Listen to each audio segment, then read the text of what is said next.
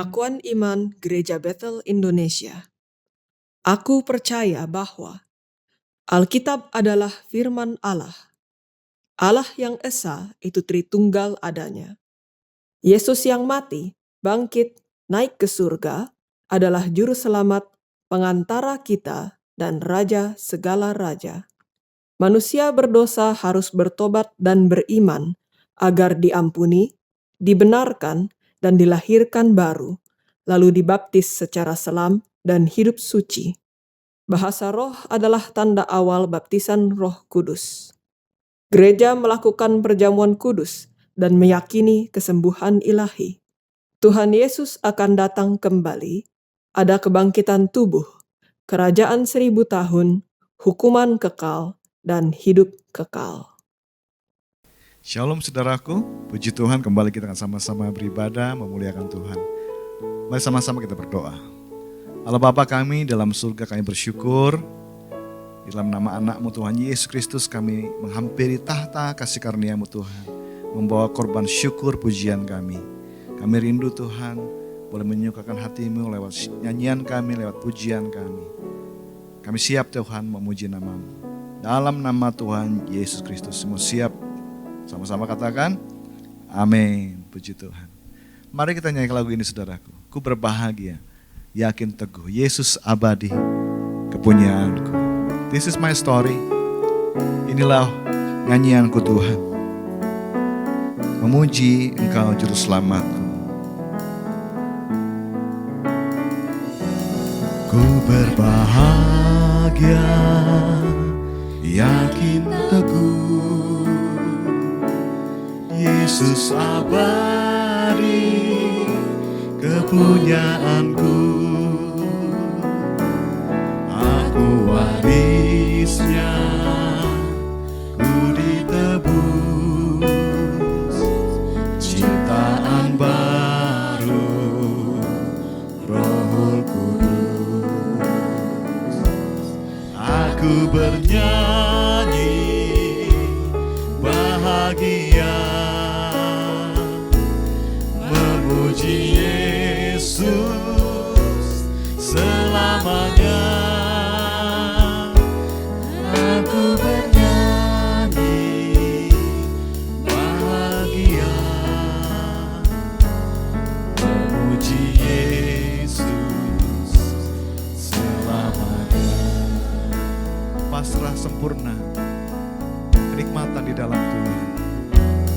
Pasrah sempurna, nikmat penuh, suka surgawi melimpahiku. Lagu malaikat amat merdu, kasih dan rahmat besertaku.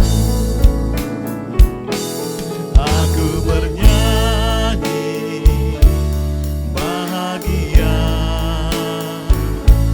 memuji Yesus selamanya. Aku bernyanyi bahagia, memuji Yesus selamanya. Aku serahkan diriku kepadamu ya Tuhan. Aku serahkan diri penuh dalam Tuhanku, hatiku teduh sambil menyongsong kembalinya. Ku diliputi anugerah. Aku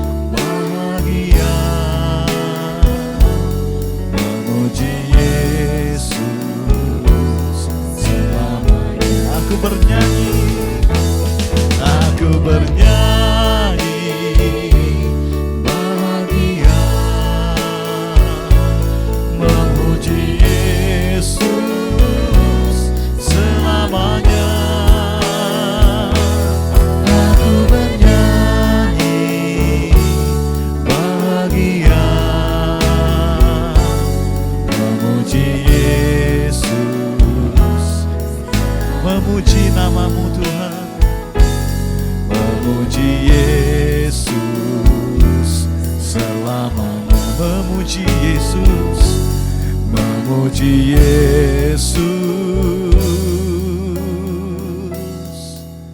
selamanya. Haleluya. Mari puji Tuhan. Ku mau bernyanyi bagimu Tuhan, selama ku masih ada, selama ku masih bernafas. Aku mau memuji nama-Mu Tuhan, nyanyikan syukur buat kebaikan-Mu Tuhan, bersyukur buat kemurahan-Mu atas hidup kami. Terima kasih Tuhan, kami datang menyanyikan pujian syukur. Kami berbahagia Tuhan memiliki Engkau dalam hidup ini. Ya Bapa, mari bentuk dan jadikan setiap kami selalu menyenangkan hati-Mu Tuhan.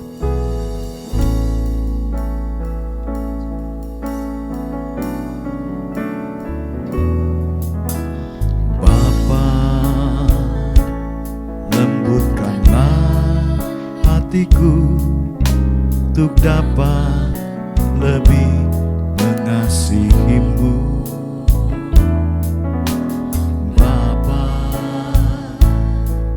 Bentuklah diriku untuk dapat menjadi saksi-Mu dan mengerti rencana-Mu di dalam hidupku. Jadikan aku semakin indah di hadapan-Mu.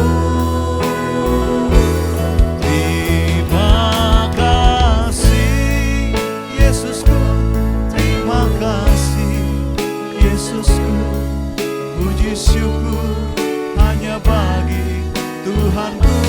Terima kasih Yesusku, terima kasih Yesusku.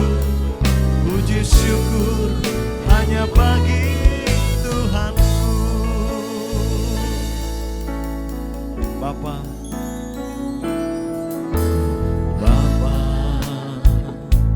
lembutkanlah hatiku untuk dapat lebih mengasihi-Mu. Bapa, bentuklah diriku untuk dapat menjadi saksi-Mu dan mengerti rencana-Mu di dalam hidupku. Jadikan aku semakin indah di hadapan-Mu. Terima kasih Yesusku, terima kasih Yesusku. Puji syukur hanya bagi Tuhanku. Terima kasih Yesusku, terima kasih Yesusku. Puji syukur hanya bagi Tuhanku. Terima kasih Yesusku, terima kasih Yesusku. Puji syukur hanya bagi Tuhanku. Terima kasih Yesusku, terima kasih Yesusku. Puji syukur hanya bagi Tuhanku. Puji syukur, puji syukur hanya bagi Tuhanku. Oh, puji syukur hanya bagi Tuhanku.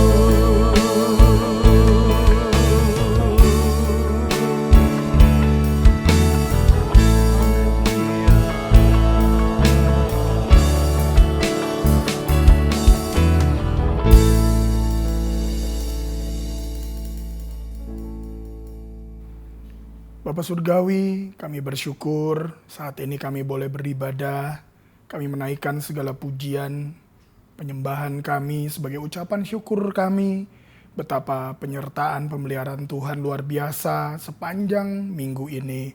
Terima kasih Tuhan, kami percaya bahwa segala pujian penyembahan kami menyukakan hati Tuhan. Dan Tuhan bertahta di atas pujian umat-Mu. Kami percaya Engkau hadir di rumah umat-Mu dimanapun berada. Karena 2-3 orang berkumpul dalam nama-Mu, Engkau hadir. Dan ketika Engkau hadir ada berkat, pertolongan, perlindungan, pemeliharaan Tuhan yang ajaib. Terima kasih Bapak. Roh Kudus urapi kami semua untuk memahami dan melakukan firman yang sebentar kami dengar. Urapi dan kuduskan hamba-Mu, pakai hamba-Mu menjadi saluran yang bersih murni bagi kami semua. Di dalam nama Tuhan Yesus kami berdoa, menyambut firman-Mu dengan sukacita. Haleluya. Sama-sama kita katakan, amin. Shalom saudara dan kasih Tuhan, senang sekali menjumpai Bapak Ibu kembali. Doa saya Bapak Ibu dalam keadaan sehat dan baik-baik saja. Ya, pada kesempatan ini saya mau menyampaikan firman Tuhan dengan judul Di Tengah Badai. Saya ajak kita semua membuka firman Tuhan dari Markus 4 ayat 35 sampai 41. Mari kita baca bersama-sama. Pada hari itu, waktu hari sudah petang, Yesus berkata kepada mereka, "Marilah kita bertolak ke seberang." Mereka meninggalkan orang banyak itu lalu bertolak dan membawa Yesus beserta dengan mereka dalam perahu di mana Yesus telah duduk, dan perahu-perahu lain juga menyertai Dia. Lalu mengamuklah taufan yang sangat dahsyat dan ombak menyembur masuk ke dalam perahu sehingga perahu itu mulai penuh dengan air. Pada waktu itu Yesus sedang tidur di buritan di sebuah tilam. Maka murid-muridnya membangunkan Dia dan berkata kepadanya, "Guru, Engkau tidak peduli kalau kita binasa?" Ia pun bangun, menghardik angin itu dan berkata kepada danau itu, "Diam, tenanglah." Lalu angin itu reda dan danau itu menjadi teduh sekali. Lalu ia berkata kepada mereka, "Mengapa kamu begitu takut? Mengapa kamu tidak percaya?" Mereka menjadi sangat takut dan berkata seorang kepada yang lain, "Siapa gerangan orang ini sehingga angin dan danau pun taat kepadanya?" Bapak Ibu yang dikasihi Tuhan, dari perikop ini sedikitnya kita mau belajar 4 hal. Kita memahami bahwa yang pertama yang harus kita sadari mendasari semuanya, bahwa sebagai orang Kristen, sebagai orang percaya, kita pun mengalami badai. Dan hari-hari ini dunia sedang mengalami badai. Ada krisis global yang besar. Harga minyak, harga dolar naik, emas naik sedemikian rupa, barang-barang kebutuhan naik, bahan bakar minyak naik, membuat orang menjadi kesukaran ya. Sementara ada sekelompok orang yang berpikir bahwa ikut Tuhan tidak akan ada badai, tidak ada kesukaran, semua aman-aman saja. Yang sakit sembuh, yang miskin jadi kaya, yang utang lunas, senang selalu katanya tanpa masalah. Saya mau katakan hal itu salah. Kenapa? Karena kita sudah baca, sebagai orang percaya, bahkan murid-murid Yesus pun harus mengalami badai. Bahkan Yesus pun ada di atas perahu yang dihantam badai juga. Hari ini kita mau belajar yang pertama saudara. Ketika kita menghadapi badai, satu hal yang pertama yang harus kita percaya dan tahu, bahwa Yesus peduli. Bahwa Tuhan peduli. Saudara, di dalam Markus 4 ayat 37 tadi dikatakan, lalu mengamuklah taufan yang sangat dahsyat dan ombak menyembur masuk ke dalam perahu sehingga perahu itu mulai penuh dengan air. Ayat 38, pada waktu itu Yesus sedang tidur di buritan di sebuah tilam. Maka murid-muridnya membangunkan Dia dan berkata kepadanya, "Guru, Engkau tidak peduli kalau kita binasa?" Saudara, dalam kehidupan kita seringkali nampak baik-baik saja, lagi tenang-tenang, semua sehat, ekonomi aman. Bisa tiba-tiba ada taufan menghantam, tiba-tiba ada badai menghantam, ombak mulai masuk ke perahu dan air mulai memenuhi perahu kita mungkin ya. Sama seperti apa yang dialami oleh murid-murid. Sekonyong-konyong mengamuklah taufan yang dahsyat. Murid-murid ketakutan. Dan mereka membangunkan Yesus yang sedang tidur. Bahkan ketika membangunkannya bukannya, guru bangun, guru bangun, tolong kami. Bukan begitu. Tetapi dia membangunkannya begini. Guru, engkau tidak peduli kalau kita binasa. Dengan kata lain, enak-enak aja tidur. Mati nih kita, begitu kan. Dalam kehidupan kita pun sama, saudara. Terkadang kita panik, kita takut, ya. Kita mulai meragukan kasih Tuhan. Kita lupa bahwa Tuhan ada di situ. Ketika ekonomi menjadi sulit, usaha makin menurun, tiba-tiba sakit keras, terkena satu penyakit yang tanpa diduga, ya. Lalu keluarga mengalami tekanan, ada problem rumah tangga. Semua nampak gelap dan tidak tahu harus melakukan apa lagi. Saudara, seringkali kita menjadi takut, menjadi khawatir, bahkan tidak sedikit menjadi panik akan keadaan yang sedang menimpa ini. Dan kita pun mungkin bisa bertanya, Tuhan, apakah engkau masih peduli? Bagaimana? Apakah engkau mau membiarkan aku mati? Ya, mungkin ada pertanyaan itu dalam benak kita. Tetapi pagi ini atau hari ini kita mau belajar, ya. Dalam segala keadaan, kita jangan pernah lupa bahwa Yesus ada di dalam perahu kita. Dia ada dan dia peduli kepada kita. Dia adalah Immanuel, Allah yang selalu menyertai kita. Dia adalah Tuhan yang peduli. Bahkan dia sudah datang ke dunia. Dia rela mati di kayu salib bagi kita semua. Kalau tubuhnya, darahnya, nyawanya diserahkan bagi kita, bagaimana mungkin dia tidak peduli kepada kita? Bagaimana mungkin dia membiarkan kita binasa? Tidak mungkin, saudara. Karena Tuhan mengasihi kita. Iman bukan berarti tidak ada masalah, saudara. Tetapi justru iman adalah mempercayai Tuhan hadir di tengah masalah, di segala keadaan dalam hidup kita. Dalam Ibrani 11 ayat yang pertama, iman adalah dasar dari segala sesuatu yang kita harapkan dan bukti dari segala sesuatu yang tidak kita lihat. Pegang terus, miliki iman itu, saudara. Tuhan selalu hadir. Dalam 2 Timotius 2 ayat 13, jika kita tidak setia, dia tetap setia karena dia tidak dapat menyangkal dirinya. Seringkali bukan Tuhan yang meninggalkan kita. Seringkali kita yang meninggalkan Tuhan. Bahkan di tengah badai, kita bukannya datang kepada Tuhan, tetapi menjauh dari Tuhan, menyalahkan Tuhan, meragukan Tuhan.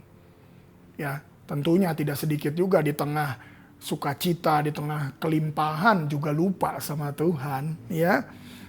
Saudara, ingat sekali lagi, Tuhan yang sudah mati dan bangkit buat kita. Dia yang mengasihi kita lebih daripada dirinya sendiri. Karena dia mau menyelamatkan kita. Dia pasti peduli. Dan dia adalah Allah Immanuel yang selalu menyertai kita. Dan sekali-kali Tuhan tidak pernah meninggalkan kita. Jadi yang pertama, ketika kita menghadapi badai, ingat bahwa Allah peduli dan selalu menyertai kita. Yang kedua, badai menguji iman kita. Tuhan mengizinkan badai terjadi dalam hidup kita untuk menguji iman kita. Markus 4 ayat 40 tadi katakan, lalu ia berkata kepada mereka, mengapa kamu begitu takut? Mengapa kamu tidak percaya? Yesus bukan bertanya, kapan datangnya badai ini? Seberapa besar, seberapa banyak air yang sudah masuk ke perahu? Lalu Yesus juga tidak bilang, ayo keluarkan air dari perahu, ayo siap-siap kita berenang, ayo ambil life vest, ayo ambil yang lain untuk menyelamatkan diri. Tidak. Tetapi Yesus bertanya, kenapa kamu takut? Kenapa kamu tidak percaya? Saudara, pikirkan. Karena seringkali yang Tuhan perlu ubah itu bukan keadaan kita, bukan badainya yang harus diubah, tetapi hati kita, diri kita, ya. Ketika kita mengalami badai, diri kitalah yang harus diubah. Iman kitalah yang harus dikuatkan selalu. Badai mengungkapkan siapa diri kita sebenarnya. Apakah kita yang hanya percaya kepada Tuhan ketika keadaan baik-baik saja? Atau kita adalah orang yang tetap percaya, tetap kuat, yakin Tuhan menyertai, dan tetap kuat dalam iman, walaupun mungkin keadaan sangat terpuruk dan tidak baik-baik saja.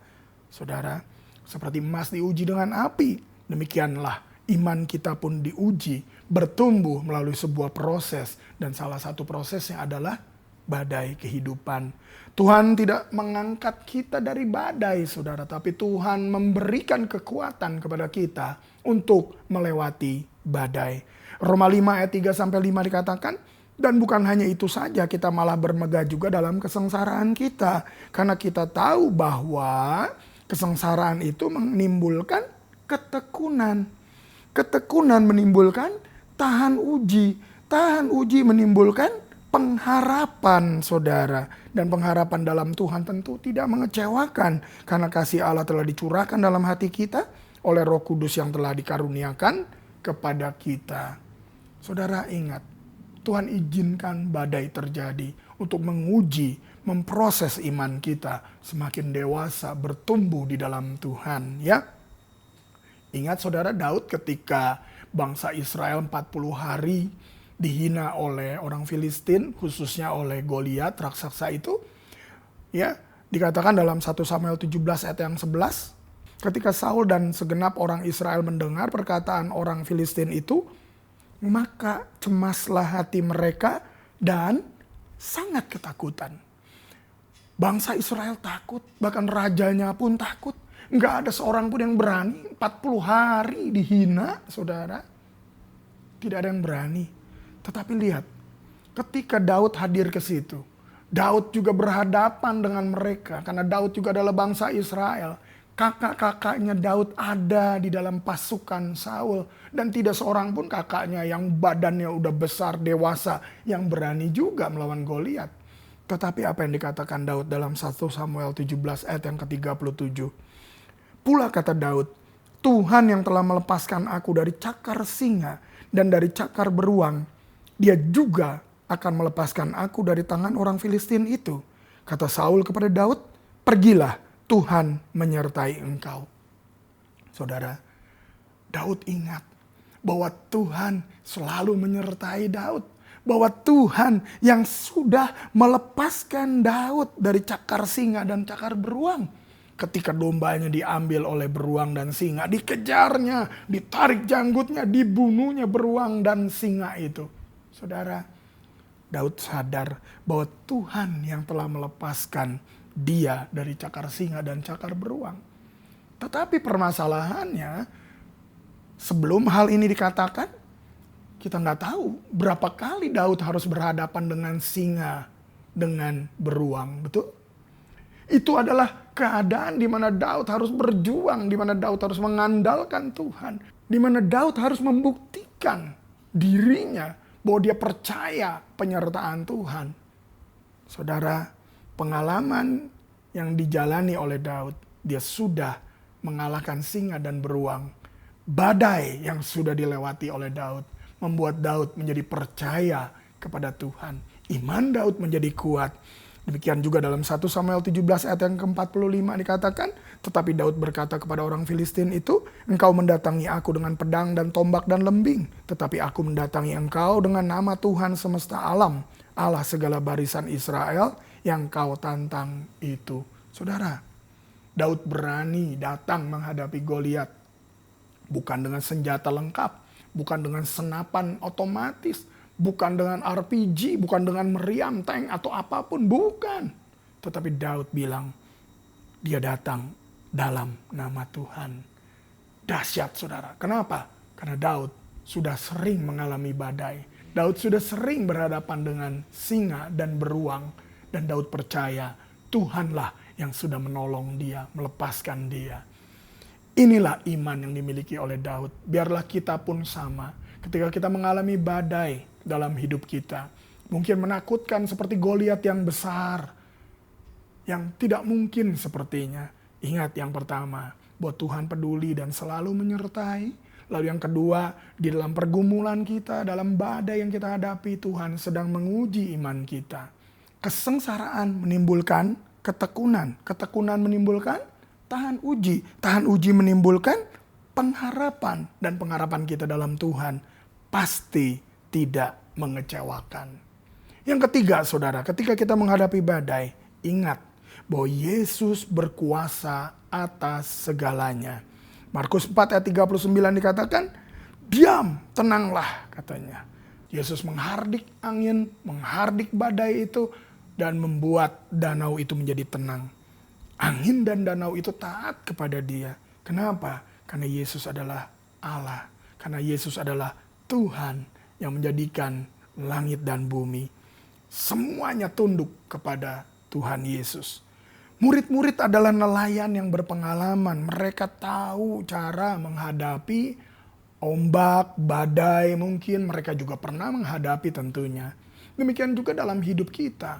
Mungkin kalau badai-badai kecil kita bisa hadapi, sakit-sakit dikit minum obat, sakit yang lebih besar pergi ke dokter, sakit yang lebih besar lagi pergi ke rumah sakit, cari rumah sakit terbaik, cari dokter terbaik, cari profesor kalau perlu. Ya, kita bisa lakukan semuanya. Kita bisa bayar obat, kita bisa bayar segala sesuatu. Tetapi saudara, jangan lupa, ada kalanya nanti badai terjadi dan kita tidak bisa berbuat apa-apa lagi. Murid-murid mengalaminya, mereka ketakutan, mereka berpikir mereka akan binasa. Sampai-sampai mereka membangunkan Tuhan yang sedang tidur waktu itu. Ada hal yang bisa kita usahakan, tetapi ada hal juga yang tidak dapat kita usahakan. Mungkin kita sudah bekerja sedemikian rupa, tetapi Tuhan yang memberikan hasilnya. Kita menanam, tetapi Tuhan yang memberikan pertumbuhan. Kita bisa merencanakan sesuatu, tetapi Tuhanlah yang memegang masa depan kita.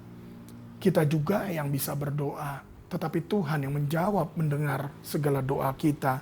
Karena Yesus ada dalam perahu kita. Dia adalah Tuhan yang berkuasa. Oleh sebab itu, ketika badai terjadi, jangan pernah lupakan keberadaan Tuhan. Dia Allah yang perkasa, yang sanggup menolong kita. Saudara, kalau ingat lagi peristiwa Daud yang tadi kita sudah ceritakan, adalah hal tidak mungkin anak remaja mengalahkan seorang tentara yang tinggi besar, ya, hanya dengan satu kali lemparan batu. Itu osok namanya, ya, one shot one kill. Satu kali cetak jatuh. Goliatnya, lalu Daud datang ke situ, ambil pedangnya, potong lehernya. Saudara, dahsyat sekali. Kalau bukan Tuhan yang menyertai dalam kemustahilan ini, bagaimana mungkin Daud bisa mengalahkan Goliat? Rajanya aja nggak berani, kakak-kakaknya Daud juga nggak berani, saudara. Tetapi Tuhan menyertai Daud, ya. Yang keempat, saudara, ketika kita menghadapi badai dalam hidup kita membuat kita semakin mengenal Dia. Dalam Markus 4 ayat 41 tadi katakan, mereka menjadi sangat takut dan berkata seorang kepada yang lain, siapa gerangan orang ini sehingga angin dan danau pun taat kepadanya? Nah, takut murid-murid ini bukan takut sama badai lagi sekarang, tetapi takut sama gurunya, takut kepada Tuhan Yesus. Sampai dia berkata, siapa gerangan orang ini sampai angin dan danau pun taat kepadanya? Sebelum badai, murid-murid mengenal Yesus itu sebagai gurunya, bahkan memanggilnya guru. Tapi setelah badai, mereka mengenal Yesus sebagai Tuhan yang berkuasa, yang sanggup meredakan badai, menenangkan danau. Ya, kadang Tuhan izinkan kita melewati badai dalam hidup ini, supaya kita lebih mengenal Tuhan, lebih dalam lagi memahami siapa Dia. Kita tidak hanya mengenal Tuhan dari kata orang lain, tetapi kita mengenal Tuhan dari pengalaman, dari seluruh kehidupan kita. Sama seperti ketika Daud berkata, Tuhan yang sudah melepaskan dia dari cakar singa dan cakar beruang. Kita pun dapat berkata, Tuhan yang sudah melepaskan aku dari badai kehidupanku. Dia Tuhan yang hidup, Dia Tuhan yang berkuasa.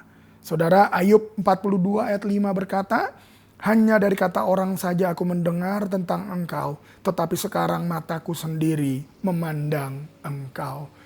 Ayub mengalami pergumulan yang berat. Hewan ternak, anak-anaknya mati semua. Dia mendadak menjadi kehilangan semua miliknya. Bahkan dia sakit kulit, dia borok, garuk-garuk pakai beling. Bahkan istrinya aja bilang, kutukilah Allahmu dan matilah. Dahsyat saudara. Kehidupan Ayub sebagai orang yang mengikut Tuhan, taat kepada Tuhan, dipuji bahkan oleh Tuhan. Tapi Ayub mengalami badai dalam hidupnya. Badai yang dahsyat, perahunya penuh air. Wah, kalau Ayub sih udah tinggal di ujung kali ya. Udah tinggal belep aja tenggelam perahunya. Tetapi lihat, kemustahilan terjadi. Karena apa? Karena Tuhan adalah Tuhan yang berkuasa menolong Ayub. Dan di dalam semuanya ini, Ayub semakin mengenal Tuhan. Dan bukan kata orang, tetapi Ayub mengenal Tuhan karena dia mengalami semuanya bersama Tuhan. Bapak Ibu yang kasih Tuhan, hari ini kita belajar 4 hal. Yang pertama, ketika kita menghadapi badai, ingat dan jangan pernah lupa bahwa Tuhan peduli dan Tuhan selalu menyertai kita.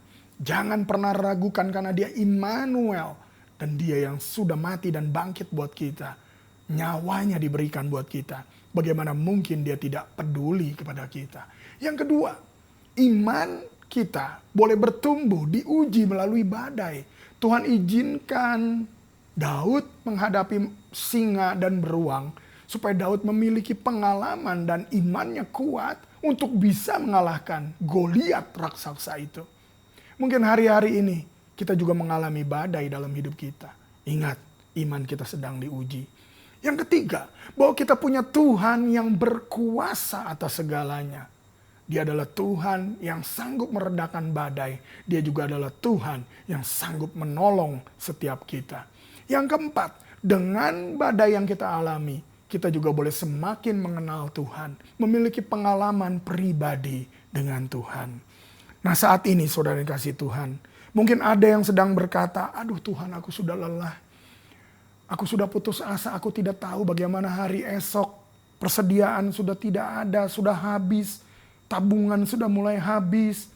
Sementara harus bayar cicilan, harus bayar kontrakan, bayar listrik, bayar uang sekolah, uang kuliah. Bayar. Sementara kesulitan, pemasukan tidak ada. Mungkin kau juga berkata, aduh Tuhan, aku sudah tidak tahu harus berobat kemana lagi. Dokter ini sudah, obat ini sudah, rumah sakit ini sudah, dalam luar negeri sudah dicoba. Tetapi tidak lebih baik. Mungkin hari-hari ini engkau sudah berkata bahwa engkau sedang mengalami keputusasaan. Dengar baik-baik saudara, ketika badai itu terjadi, mari kita tetap percaya bahwa Tuhan pegang hidup kita. Bahwa Tuhan masih bekerja di dalam hidup kita. Bahwa Tuhan masih memelihara dan menyediakan apa yang kita perlukan. Dan Tuhan sanggup melakukan apa yang mustahil bagi manusia adalah mungkin bagi Tuhan. Mari kita serahkan kembali perahu kita kepada Tuhan. Jangan ambil kendali perahu ini, tapi serahkan kepada Tuhan. Miliki iman yang semakin kuat kepada Tuhan. Hari ini saudara, bukan hanya saudara yang mengalami kesukaran. Bahkan dikatakan bukan cuma Indonesia yang mengalami kesukaran. Singapura pun mengalami kesukaran. Bahkan UK pun mengalami kesukaran. Bersyukur kita di Indonesia. Mungkin kalau kita kekurangan kesukaran sekalipun, kita bisa ke kebun, ambil daun, ambil makanan, bisa makan saudara. Atau mungkin kita datang kepada tetangga kita memohon pertolongan. Di Indonesia masih mungkin ditolong. Bagaimana dengan kalau kita di Amerika, di Eropa? Apakah mudah orang menolong? Belum tentu, saudara. Dengar baik-baik. Badai ini terjadi kepada dunia. Dan mungkin kita sedang mengalami masa yang sukar. Ingat, kita harus datang kepada Tuhan. Izinkan Tuhan ambil alih kendali dari perahu kita. Dan Tuhan yang akan meredakan badai. Bahkan memberikan kekuatan kepada kita untuk melewati badai tersebut. Mari kita berdoa. Bapak Surgawi, terima kasih Tuhan. Kami bersyukur untuk firman-Mu. Biarlah Tuhan meteraikan firman-Mu dalam hati kami semua. Apa yang sudah kami dengar boleh menjadi rema buat kami. Hamba berdoa buat saudara-saudara kami yang ada di rumah dimanapun berada. yang sedang mengalami pergumulan, mengalami kesesakan, mengalami putus asa.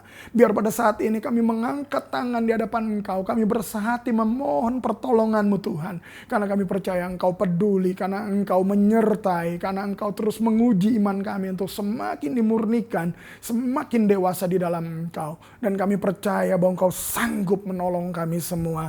Dan biar di dalam semuanya kami boleh semakin mengenal dan mengasihi Engkau. Tuhan, Kau lihat tangan-tangan yang terangkat.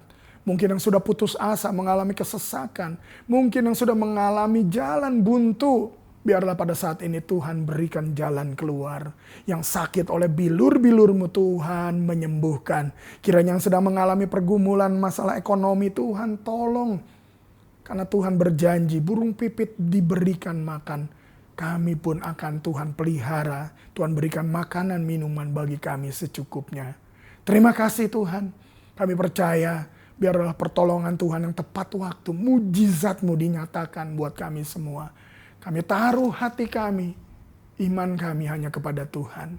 Biarlah Tuhan yang bekerja, Tuhanlah yang ambil kendali sehingga badai boleh diredakan. Atau Tuhan mampukan kami untuk melewati badai hidup ini, untuk menjadi pemenang-pemenang di dalam Engkau. Terima kasih Tuhan. Segala pujian, hormat, syukur, kemuliaan hanya bagi-Mu Tuhan. Di dalam nama Tuhan Yesus Juru Selamat kami yang hidup kami berdoa. Haleluya. Amin. Mari Bapak Ibu yang dikasihi Tuhan, kita sama-sama ambil roti di tangan kita.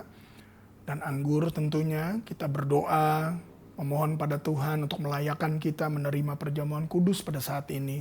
Sehingga kita menerima tubuh dan darah Kristus, kita boleh dipersekutukan dengan Tuhan, bahkan satu dengan yang lain, dengan gereja Tuhan di seluruh bumi ini. Mari kita satu hati kita berdoa. Bapa Surgawi, terima kasih untuk roti dan anggur yang ada di tangan kami.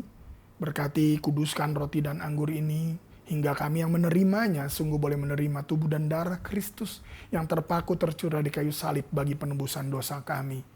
Biarlah melalui roti dan anggur ini kami juga dipersekutukan dengan Tuhan dan satu dengan yang lain. Sebelum kami makan roti dan minum anggur ini, kami mohon ampun untuk segala dosa, kesalahan, pelanggaran kami. Baik dengan pikiran, perasaan, perkataan maupun perbuatan kami. Kuduskan dan layakkan kami semua. Di dalam nama Tuhan Yesus kami siap menerima perjamuan ini. Mari Bapak Ibu kita angkat roti dengan tangan kita tinggi dengan penuh hormat di hadapan Tuhan. Sebab apa yang telah kuteruskan kepadamu telah aku terima dari Tuhan, yaitu bahwa Tuhan Yesus pada malam waktu Ia diserahkan mengambil roti, dan sesudah itu Ia mengucap syukur atasnya, Ia memecah-mecahkannya dan berkata, inilah tubuhku yang diserahkan bagi kamu, perbuatlah ini menjadi peringatan akan aku. Mari sama-sama kita makan roti ini dengan menerima tubuh Kristus yang terpaku di kayu salib bagi penebusan dosa kita semua. Di dalam nama Tuhan Yesus.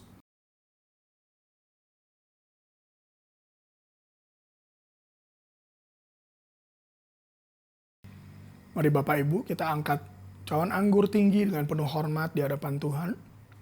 Demikian juga Ia mengambil cawan sesudah makan lalu berkata, cawan ini adalah perjanjian baru yang dimeteraikan oleh darahku. Perbuatlah ini setiap kali kamu meminumnya menjadi peringatan akan aku. Mari bersama-sama kita minum dan menerima darah Kristus yang tercurah di kayu salib bagi penebusan dosa kita semua. Dan melalui perjamuan kudus ini kita sungguh menjadi satu di dalam Tuhan. Dan bersama dengan seluruh gereja Tuhan menjadi satu tubuh Kristus di mana Yesus adalah kepala. Bersama-sama sambil berjanji menjadi saksinya kita minum di dalam nama Tuhan Yesus.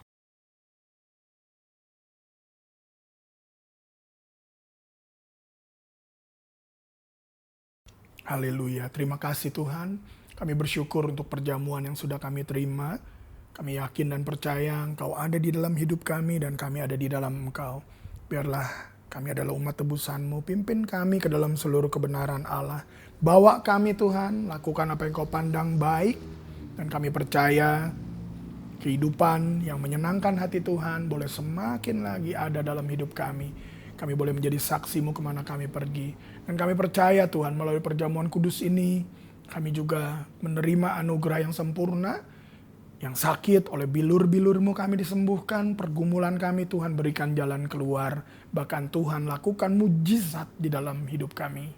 Terima kasih Tuhan, jadikan kami saksimu kemanapun kami pergi, bersama dengan seluruh gereja Tuhan, menjadi satu tubuh Kristus, di mana Yesus adalah kepala.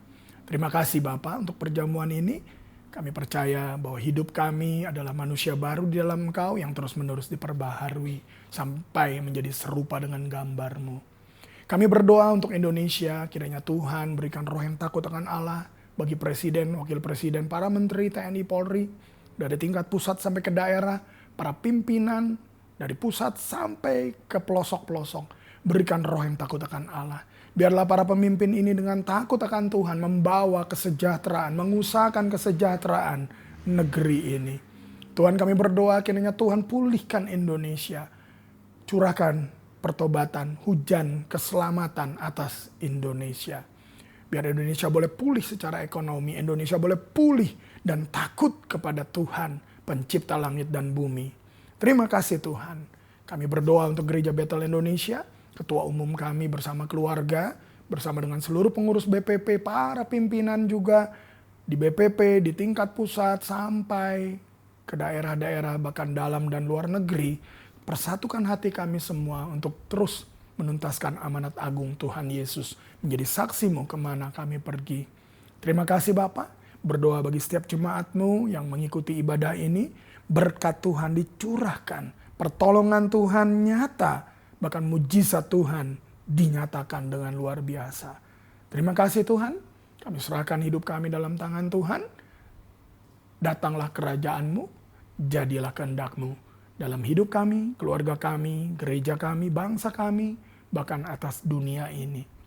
Di dalam nama Tuhan Yesus. Bapak Ibu yang kasih Tuhan, mari angkat kedua tanganmu, arahkan hati pada Tuhan. Terimalah segala berkat anugerah berlimpah dari Allah Bapa dalam cinta kasih pengorbanan teladan Tuhan Yesus. Penyertaan kuasa kemenangan, sukacita dari Roh Kudus menyertai engkau mulai saat ini sampai selama-lamanya. Terimalah segala berkat yang menyertainya. Apa yang kau perlukan Tuhan cukupkan dengan berlimpah. Apa yang tidak pernah kau lihat dengar, tidak pernah timbul dalam hatimu, Tuhan sediakan bagi engkau yang mengasihinya. Kau akan berhasil dan beruntung dalam apa yang kau kerjakan. Kau dan seluruh isi rumah tanggamu diselamatkan dan memuliakan Tuhan. Terimalah semua berkat ini dan jadilah berkat. Di dalam nama Tuhan Yesus kita yang menerima berkat bersama-sama berkata, Amin. Tuhan Yesus memberkati.